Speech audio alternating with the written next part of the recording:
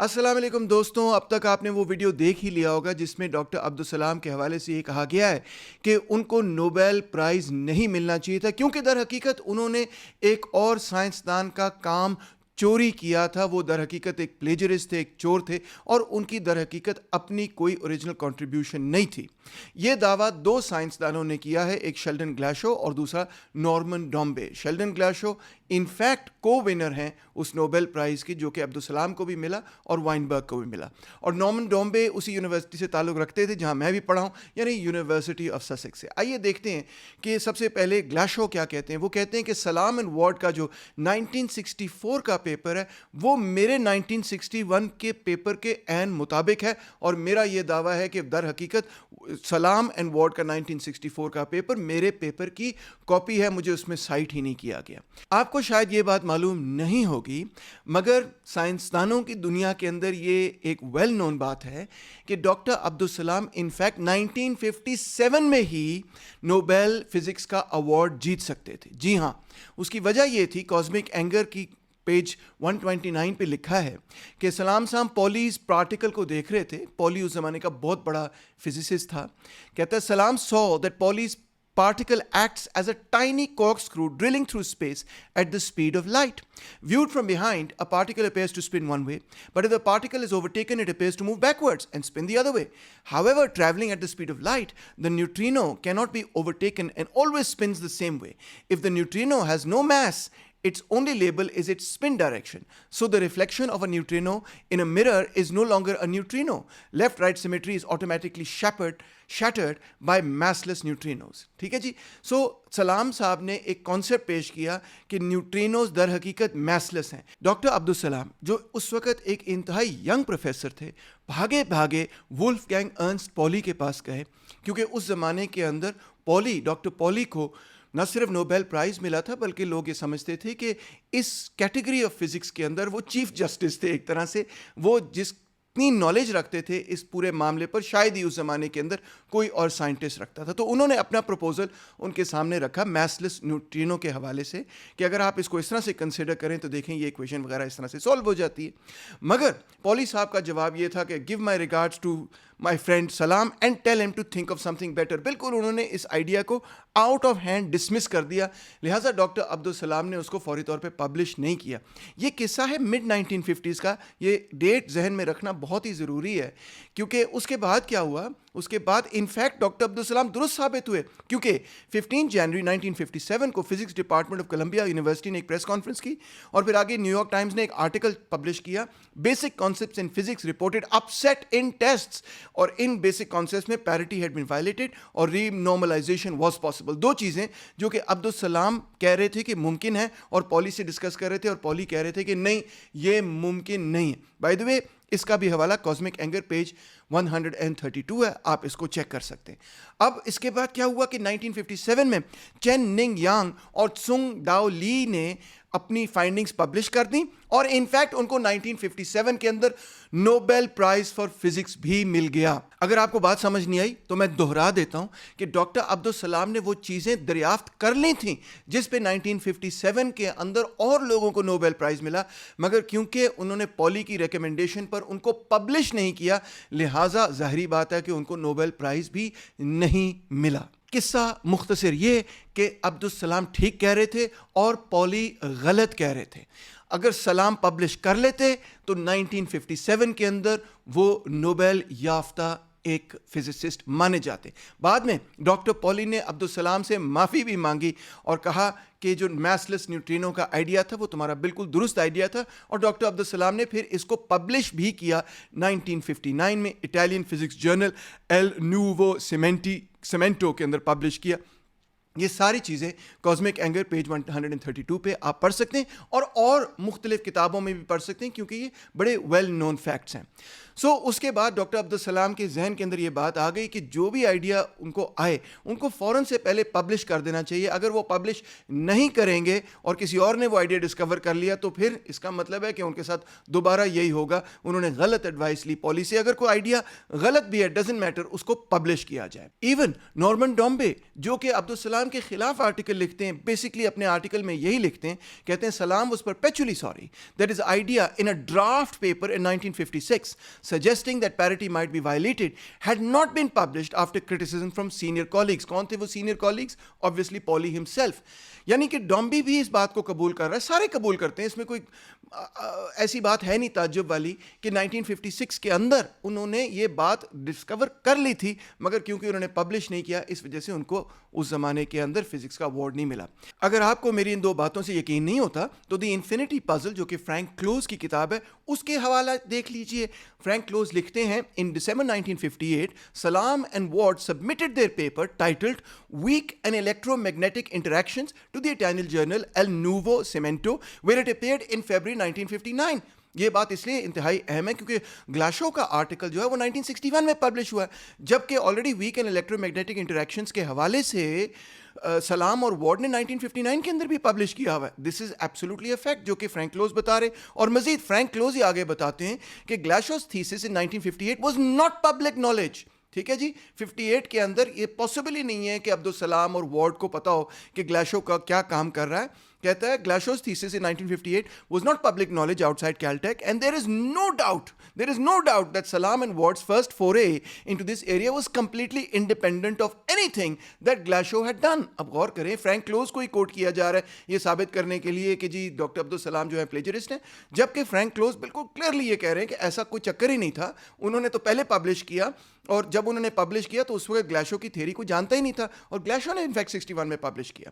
They had been inspired by Schwinger as had Glashow. However, they had set off in a different direction than he did. اب یہ بھی بڑی clear بات ہوئی کہ دونوں, فرینک کلوز بتاتے ہیں کہ دونوں گلاشو اور ڈاکٹر سلام جو ہیں دونوں کو کیا بیسکلی انفلوئنس تھا شوئنگر, مگر دونوں اس سے ڈفرنٹ ڈائریکشنز میں گئے. Salam and Ward too seem to have lost faith with their original model and when Ward visited Imperial College in 1964 they produced their final more mature theory together. یعنی انہوں نے 59 کے اندر پبلش کیا, پھر انہوں نے کہا شاید ہم غلط ہیں, پھر 64 کے اندر اس کو مزید اور امپروو کر کے دوبارہ پبلش کیا.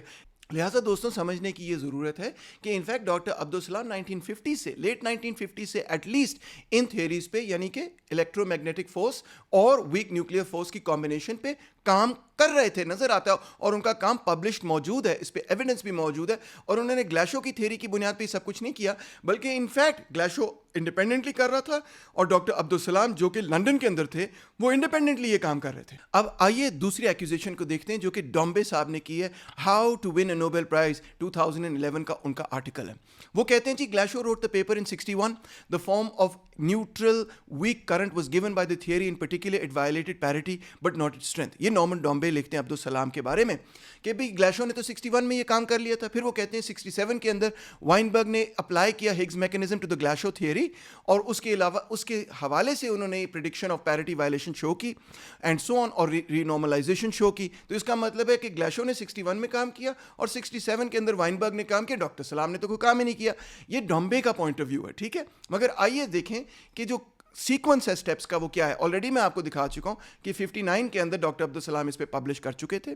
اس کے بعد ہم دیکھتے ہیں کہ ماڈل آف لیپٹنز جو ہے وہ اسٹیون وائنبرگ پبلش کرتے ہیں 1967 کے اندر. اسی کے 5 مہینے بعد weak and electromagnetic interactions publish ہوتا ہے ورک ڈاکٹر عبدالسلام کا. وائنبرگ کا آرٹیکل ایک پیئر ریویوڈ سائنٹیفک جرنل میں چھپا, جبکہ ڈاکٹر عبدالسلام کا weak and electromagnetic interactions کا آرٹیکل جو کہ 5 مہینے بعد ہی چھپا, در حقیقت 8 نوبل سمپوزیم کے اندر چھپا, یعنی کہ آپ کہہ لیں کانفرنس پروسیجر کی ایک کتابچے کے اندر چھپا جو کہ پیئر ریویوڈ نہیں تھی. مگر بہرحال اس وقت بھی کسی نے ان دونوں چیزوں پہ کوئی خاص لفٹ نہیں کرائی جب تک کہ ہوف نے normalisation of massless Yang Mills fields نہیں ثابت کیا اپنے سپروائزر کی میتھڈالوجی کو ٹیک اپ کرتے ہوئے, اور اس کے بعد یہ آئیڈیا جو ہے ایکسپلوڈ کر گیا. یعنی ڈاکٹر عبدالسلام نے اپنے اس آئیڈیا کو اس پیریڈ سے پہلے ہی چھاپ دیا تھا جس پیریڈ کے بعد یہ آئیڈیا ٹیک آف. اب اگر کسی کا الزام بنتا ہے اس پورے معاملے پہ تو وہ بنتا ہے ڈاکٹر اسٹیون وائنبرگ کا. مگر آئیے سنیے کہ ڈاکٹر اسٹیون وائنبرگ کیا کہتے ہیں اس حوالے سے کہ ڈاکٹر عبدالسلام نے جو 68 کے اندر چیز پبلش کی اور انہوں نے جو 67 کے اندر پبلش کی, کیا ان کا نقطہ نظر یہ ہے کہ ڈاکٹر عبدالسلام نے میرا کام یا گلاشو کا کام چوری کیا؟ آئیے ذرا غور سے سنیے گا. I'm grateful to the Salam Institute for giving me this chance to say a few words about Salam and about the Institute without my actually having to get on an airplane. I knew about Salam well before I ever met him, because as a graduate student, I had spent a good deal of my time reading his important papers on renormalization theory, which he extended the theory to all orders of perturbation theory. And then as a postdoc, I went on with that and developed a more or less rigorous theorem that what Salam had done would really lead to all the infinities canceling to all orders of perturbation theory. Salam evidently learned about this work.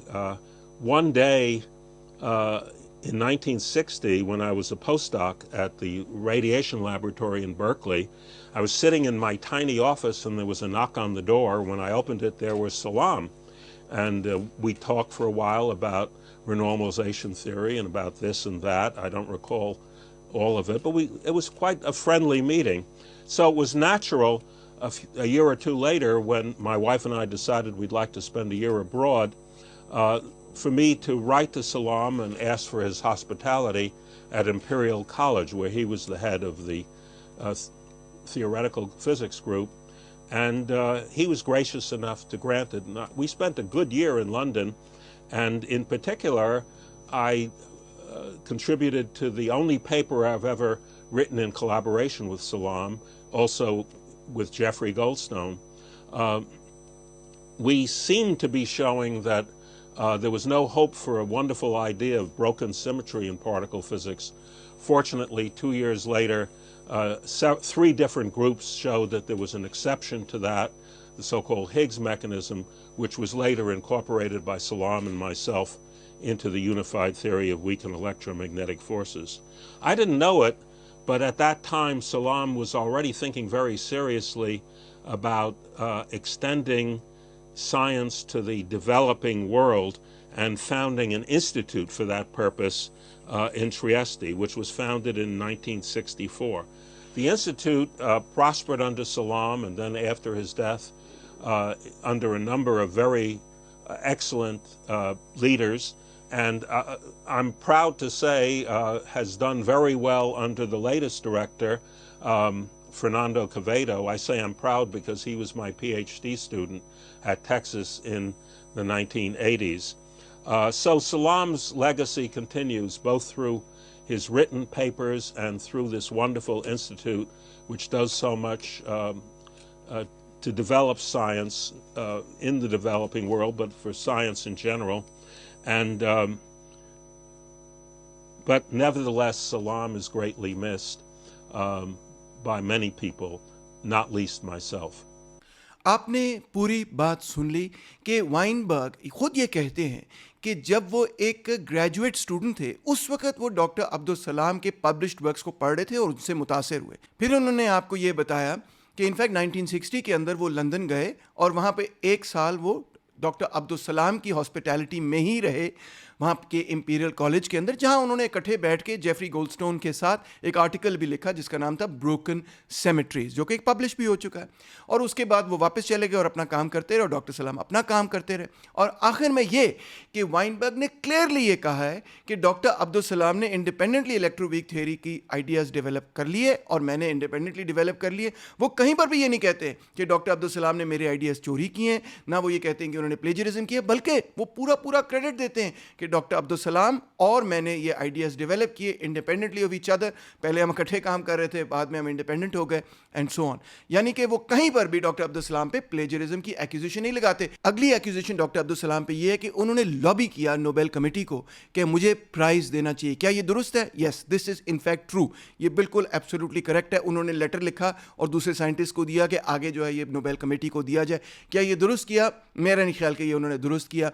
मगर बहरहाल ये उन्होंने क्यों किया? Number 1 ये कि वो समझते थे कि 1957 में जो मेरे साथ हुआ वो मेरे साथ दोबारा हो जाना है. मैं लॉबी करूं, मैं पुश करूं, अगर मैं पुश नहीं करूंगा तो मुझे ये नोबेल प्राइज़ नहीं मिलेगा. और दूसरा मामला ये था कि उन्होंने जो चीज़ लिखी थी वो एक किताब की शक्ल में लिखी थी, जबकि वाइनबर्ग ने जो चीज़ लिखी थी वो एक पेयर रिव्यूड साइंटिफिक जर्नल में मौजूद थी. इन दोनों चीज़ों में ज़ाहिर बात है बहुत फ़र्क है, और अगर कोई भी कमेटी देखेगी तो वो ज़ाहिर बात है पेयर रिव्यूड साइंटिफिक जर्नल के आर्टिकल को तरजीह देगी जो कि पहले भी छपा है 5 महीने और एक पेयर रिव्यूड साइंटिफिक जर्नल में छपा है. और डॉक्टर अब्दुल सलाम का जो काम है वो ایک کتاب یا کتابچے یا کانفرنس پروسیڈنگ کی شکل میں چھپا ہے اور وہ 5 مہینے بعد چھپا ہے. کیا ڈاکٹر عبدالسلام کو یہ لابنگ کرنی چاہیے تھی؟ Absolutely not. ان کو یہ لابنگ نہیں کرنی چاہیے تھی. ان کو سائنٹیفک کمیونٹی پہ چھوڑ دینا چاہیے تھا کہ وہی اس کا فیصلہ کریں, اور لابنگ کی کسی قسم کی کوئی ضرورت نہیں تھی. لابنگ کیوں کی, اس کی ایکسپلینیشن میں نے آپ کو دی ہے, اس کی جسٹیفیکیشن میں نے آپ کو نہیں دی. مگر کیا اس لابنگ کے نتیجے میں ان کو ایوارڈ ملا؟ اس کا جواب مجھے نفی میں دینا پڑے گا. اس کی وجہ یہ ہے کہ نوبل کمیٹی کو کل کے بچے تو نہیں ہیں. انہوں نے بیٹھ کے ان تینوں سائنٹسٹ کے ورک کو اسٹڈی کیا, باقاعدگی سے ایکسپرٹ سے رائے لی, اور اس کے بعد یہ فیصلہ کیا کہ ان تینوں کو ہی یہ ایوارڈ ملنا چاہیے. انفیکٹ جو نامینیشن پروسیس ہوتا ہے نوبل فزکس کی پرائز کا, اس میں 8 مہینے کا اسکریننگ اور ڈیسیجن میکنگ پروسیس ہوتا ہے. 5 ممبر نارویجین نوبل کمیٹی ہوتی ہے, اس کا اپنا سیکرٹری ہوتا ہے جو اس میں ووٹ نہیں کرتا, اور اس کے علاوہ وہ مزید اور انٹرنیشنل ایڈوائزرز کو بلاتے ہیں اور کہتے ہیں کہ جی اس پہ آپ نے اپنی رائے دینی. یہ جو ایڈوائزرز ہیں یہ پروفیشن کے اندر اپنے لیڈرز ہوتے ہیں, ایکیڈیمک ایکسپرٹس ہوتے ہیں, deans of universities and so on so forth, top level لوگ ہیں فیلڈ کے, وہی یہ ایکسپرٹس ہوتے ہیں, اور وہ پھر انڈیویجول رپورٹس تیار کرتے ہیں. جی ہر کینڈیڈیٹ پہ جس کو نامینیٹ کیا جا رہا ہے اس پہ انڈیویجول باقاعدہ رپورٹس تیار ہوتی ہیں ان کے کام کو اسٹڈی کرنے کے بعد, اور پھر ان انڈیپینڈنٹ رپورٹس کی بنیاد پہ جو نوبل کی کمیٹی ہے 5 ممبر کمیٹی, اس کے اندر ووٹ ہوتا ہے, اور بائی سمپل میجورٹی وہ فیصلہ کر لیتے ہیں کہ نوبل پرائز آف فزکس کس کو دینا ہے. اس ریگرس پروسیس کے بعد ہی نوبل کمیٹی نے یہ فیصلہ کیا کہ انفیکٹ یہ نوبل پرائز فار فزکس جس کے اندر الیکٹرو ویک تھیوری کو ڈیولپ کیا گیا 3 مختلف سائنٹسٹ کو دیا جائے گا, کسی ایک کو نہیں دیا جائے گا, تینوں کو دیا جائے گا, کیونکہ تینوں کی اہم کنٹریبیوشن ہے اس پرٹیکولر فیلڈ کے اندر. انٹرنیشنل سائنٹیفک کمیونٹی کا کنسنسس یہ ہرگز نہیں ہے کہ ڈاکٹر عبدالسلام نے پلیجرزم کمٹ کیا ہے. آپ خود اندازہ لگا سکتے ہیں کہ اس وقت سے لے کے اب تک ہزاروں سائنٹسٹ نے ان تینوں پیپرز کو پڑھا. ایک 1961 میں پبلش ہوا, ایک 67 میں پبلش ہوا, ایک 68 میں پبلش ہوا. ہزاروں لوگوں نے ان پیپرز کو پڑھا ہے, مگر یہ نہیں کہ لوگ کہہ رہے ہیں کہ جی او مائی گاڈ ڈاکٹر عبدالسلام نے جو ہے پلیجرزم کیا ہے. انفیکٹ سائنٹیفک کمیونٹی کا کنسنسس کچھ اسی طرح ہے جس طرح انسائکلوپیڈیا برٹانیکا نے لکھا ہے کہ Salam's hypothetical equations which demonstrated an underlying relationship between the electromagnetic force and the weak nuclear force postulated that the weak force must be transmitted by hitherto undiscovered particles known as weak vector bosons or W and Z bosons. اب اگلا جملہ اور سے سننے والا ہے. وہ لکھتے ہیں Weinberg and Glashow reached a similar conclusion using a different line of reasoning. Clear ہو گئی بات کہ نتیجہ وہی تھا, مگر لائن آف ریزننگ کس طرح سے وہ اس نتیجے پر پہنچے ان تینوں کے اندر فرق ہے. اسی وجہ سے تینوں کو نوبل پرائز دیا گیا. یہ نہیں کہ یہ کہا گیا ہو کہ ڈاکٹر سلام جو ہے اس نے تو پلیجرزم کیا ہے. پلیجرزم ایک بہت بڑا اور بہت سیریس چارج ہے. میں آپ کو بتاؤں کہ جب میں یونیورسٹی گیا گرینیل کالج, جب میں اپنا بیچلرز کر رہا تھا, پہلی دفعہ امریکہ گیا, تو وہاں پہ ایک اورینٹیشن سیشن ہوتا ہے. اس اورینٹیشن کے اندر انہوں نے بٹھا کے یہ کہا کہ جناب عالی اگر آپ نے ایک لائن بھی کاپی کی کسی اور کتاب سے تو آپ کو یونیورسٹی سے باہر نکال دیا جائے گا. اتنا سیریسلی وہاں پہ پلیجرزم کو لیا جاتا ہے کہ آپ تصور بھی نہیں کر سکتے. تو اگر accusation of plagiarism doctor Abdus Salam کے حوالے سے واقعی حقیقی ہوتا, اگر اس پہ کوئی ایویڈنس ہوتی, اگر اس کے حوالے سے کوئی ثبوت ہوتا, تو نہ صرف ان کا نوبل پرائز ان سے لے لیا جاتا بلکہ ان کی پروفیسرشپ بھی ان سے لے لی جاتی, ان کی تمام آنرری ڈگریز بھی ان سے لے لی جاتی, ان کے تمام ایوارڈز بھی ان سے چھین لیے جاتے. اگر آپ کو یقین نہیں ہوتا, یہ دیکھ لیں کہ یہ کئی قسم کی سرخیاں میں نے لگائی ہیں آپ کے لیے, جس سے یہ ثابت ہوتا ہے کہ جناب کئی تو ایسی سرخیاں بھی ہیں کہ جہاں پہ پروفیسرز پہ الزام بھی لگ گیا پلیجرزم کا, تو انہوں نے کہا میں ریزائن کر رہا ہوں, میرے پہ الزام یہ لگ گیا ایکسیٹرا. تو اگر پلیجرزم ثابت ہو جائے, دیر از نو وے کہ کوئی پروفیسر اپنا کام بھی رکھ سکے, اپنی جاب بھی رکھ سکے. بہرحال ان ویسٹرن یونیورسٹیز کے اندر ایسا اسٹرکٹ کرائٹیریا ہے.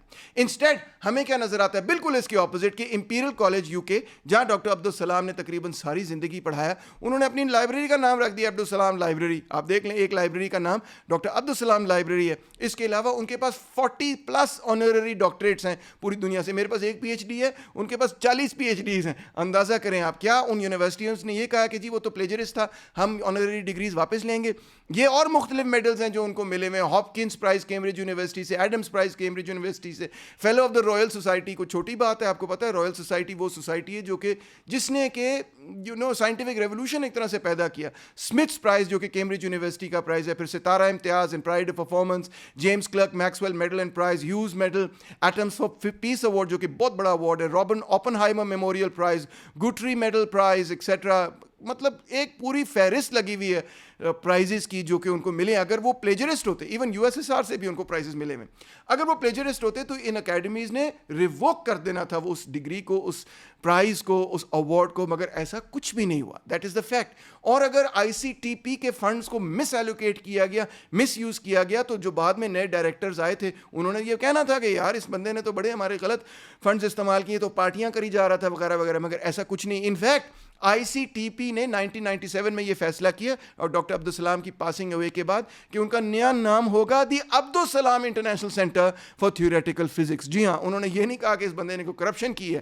اور اگر انہوں نے دیکھیں ٹاپ سائنٹسٹ کو وہ لے کر آئے اس سینٹر کے اندر, اور تھرڈ ورلڈ سائنٹسٹ کو لے کے آئے, تو یہی ایکچولی اس سینٹر کا کام تھا کہ تھرڈ ورلڈ سائنٹسٹ کو بھی لے کے آنا ہے, اور عالمی طور پہ جو ٹاپ سائنٹسٹ ہیں ان کی آپس کے اندر انٹریکشن کرانی ہے. تو اگر وہ عالمی سائنٹسٹ کو لے کر آ رہے تھے, اس میں قطعی طور پہ وہ ICTP کے مینڈیٹ سے ڈپارٹ نہیں کر رہے تھے, کیونکہ اس کا مینڈیٹ ہی یہ تھا کہ جو ویسٹرن ٹاپ سائنٹسٹ ہیں ان کو جو تھرڈ ورلڈ سائنٹسٹ ہیں ان کے ساتھ ایک دوسرے کے ساتھ ملانا ہے. یہ اس کا ایکچوئل پرپس تھا. آخر میں یہ کہوں گا کہ ڈاکٹر عبدالسلام کی لیگسی پوری دنیا کی لیگسی کا حصہ ہے, صرف پاکستان کی لیگسی کا حصہ نہیں. پاکستان اگر اس کو اون نہیں کرنا چاہتا نہ کرے, دنیا کے لوگ تو اس کو اون کریں, کیونکہ he broke the barriers of science and also of neo colonialism. انہوں نے یہ ثابت کیا کہ تھرڈ ورلڈ کنٹری, وہ کنٹری جس کے اوپر کولونیل رول ہوتا تھا, برٹش اور فرینچ اور اس طرح کی اور ویسٹرن پاورز, افریقہ اور ایشیا, تمام دنیا کے اوپر اپنی حکمرانی کرتی تھی, اور یہ کہتے تھے کہ یہ تو جاہل قسم کے لوگ ہیں, ہماری حکمرانی کے بغیر یہ تو اپنی حکومت بھی نہیں چلا سکتے.